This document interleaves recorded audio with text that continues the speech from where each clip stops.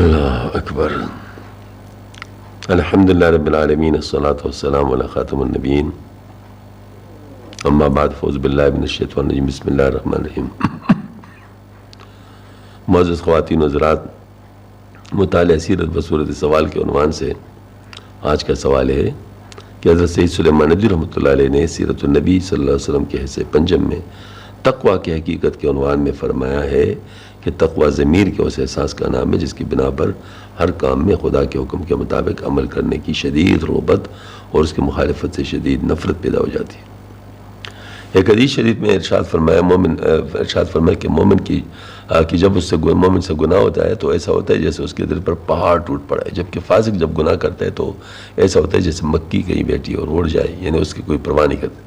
سوال یہ کہ حدیث میں جو فرمایا کہ کیا یہ حالت ایک انسان کی تقویٰ کی وجہ سے ہوتی ہے، اور کیا انسان کی ظاہری اور باطنی اعمال کی وجہ سے اس تقویٰ میں فرق آتا ہے؟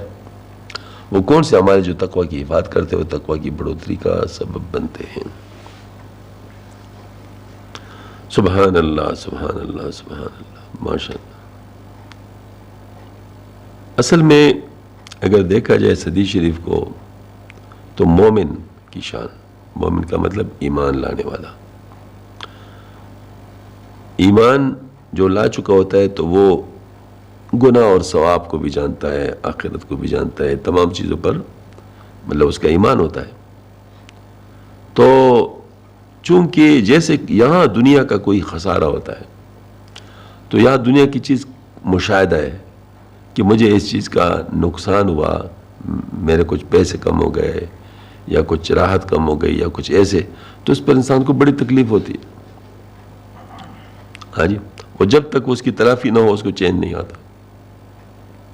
بس اس کے کچھ پیسے گم ہو جائے تو مارا پھرتا رہے گا، لوگوں سے پوچھے گا یہ ہوگا وہ ہوگا، جب تک وہ چیز نہیں ملے گی اس وقت اس کو چین نہیں آتا. تو جو مومن ہوتا ہے وہ ان کو ایمان ہوتا ہے وہ بعد میں آنے والی چیزوں پر اور موجودہ جو چیزیں ہوتی ہیں ان کے اثرات پر، اور وہ جیسے ان میں سے ایک گناہ بھی ہے، ثواب بھی ہے. اس لیے اگر کوئی نیکی کا کام کرے اس کا دل خوش ہو جائے اس بات پر کہ اللہ نے مجھے نیکی کی توفیق دی، تو یہ بھی ایمان کی علامت ہے، کیونکہ اس نے بعد میں آنے والی چیز کے بارے میں سوچا ہے، یعنی اس موجودہ زندگی کا نہیں بلکہ بعد میں آنے والی زندگی کا سوچا ہے کہ اس میں مجھے فائدہ ہوگا، تو یہ بھی ایمان کی علامت ہے. تو اسی طریقے سے جب انسان کوئی گناہ کرتا ہے تو اس گناہ کا اس کے احساس ایسا ہوتا ہے کہ جیسے اس کے اوپر پہاڑ گرا ہے، اور اس وقت تک اس کو چین نہیں آتا جب تک کہ وہ توبہ نہ کرے اور اللہ تعالیٰ سے اس کی توبہ قبول ہونے کی نشانیاں شروع نہ ہو جائے، اس وقت تک اس کو چین نہیں آتا. جبکہ فاسق جو ہوتا ہے وہ چونکہ ان کے لیے یہ چیز چھوٹی ہے اور دنیا کی چیز بڑی ہے، جیسے اللہ پاک نے فرمایا کلا بل تحبون العاجلۃ وتذرون الآخرۃ، ہرگز نہیں بلکہ تم جو فوری چیز ہے اس کی محبت میں گرفتار ہو، اور جو بعد میں آنے والی چیز اس کو چھوڑ رہے ہو، اس کو چھوڑتے ہو.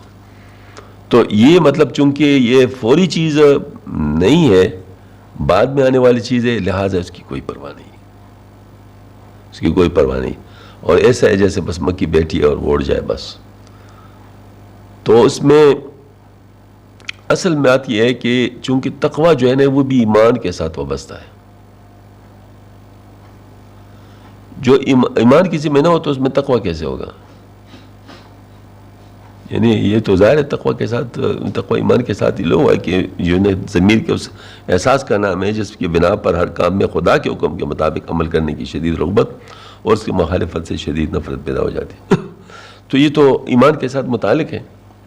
تو جس شخص کا ایمان مضبوط ہوگا تو وہ تقویٰ کو حاصل کرنے کی کوشش میں لگا ہوگا. اب یہ تقویٰ کو حاصل کرنے کی کوشش جو ہے یہ کچھ اس پر مزید اضافہ ہے، اس پر مزید اضافہ ہے، اور مزید اضافہ کے ثبوت قرآن میں بھی ہے، کیوں قرآن پاک میں ہے اللہ ولی الذین آمنوا یخرجہم من الظلمات الی النور.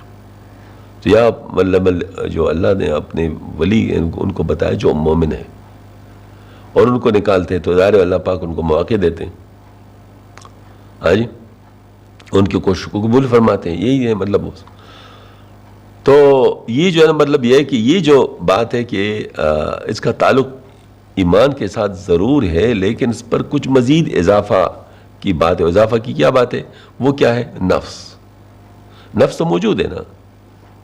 اب نفس کو اگر کل چھوڑ دو تو یہ تقوی کے زوال کا ہے یہ بات ہے، کیونکہ نفس کی جتنی بات مانو گے تو فسق و فجور ہوگا. تو فسق و فجور تقوی کا ضد ہے. فَأَلْهَمَا فُجُورَهَا وَتَقْوَى. تو وہ چونکہ تقوی کا ضد ہے، لہذا جتنے نفس کے کوئی مانے گا اس کا تقوی کم ہوتا جائے گا.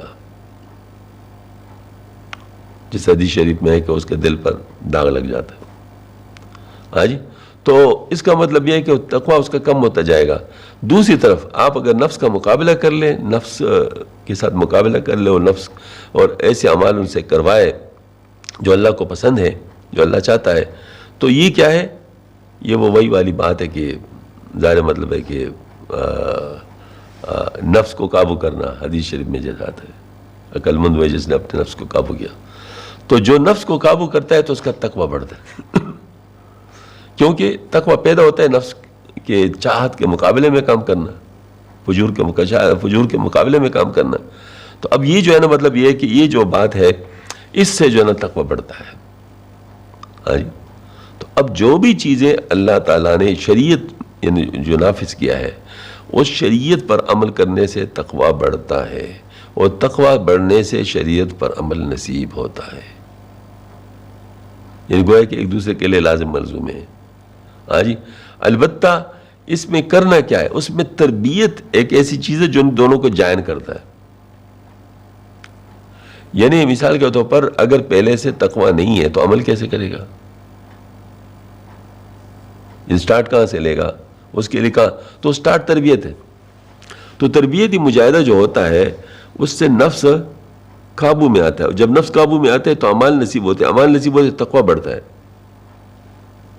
ہاں جی، تو اس طریقے سے مطلب گویا کہ وہ تربیت کے ذریعے سے وہ جو انسان کا انٹرینڈ نفس ہے وہ ٹرینڈ ہو جاتا ہے اور پھر وہ تقوی کا مشین بن جاتا ہے.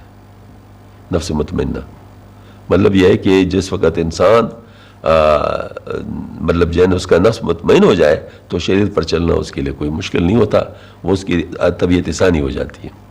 تو بس وہ اس کا مطلب ہے کہ ہم لوگوں کو اپنی تربیت کروانی ہے، اس کے ذریعے سے تقوی بڑھے گا اور نفس قابو میں آئے گا. اللہ تعالیٰ میں نصیب فرما دے.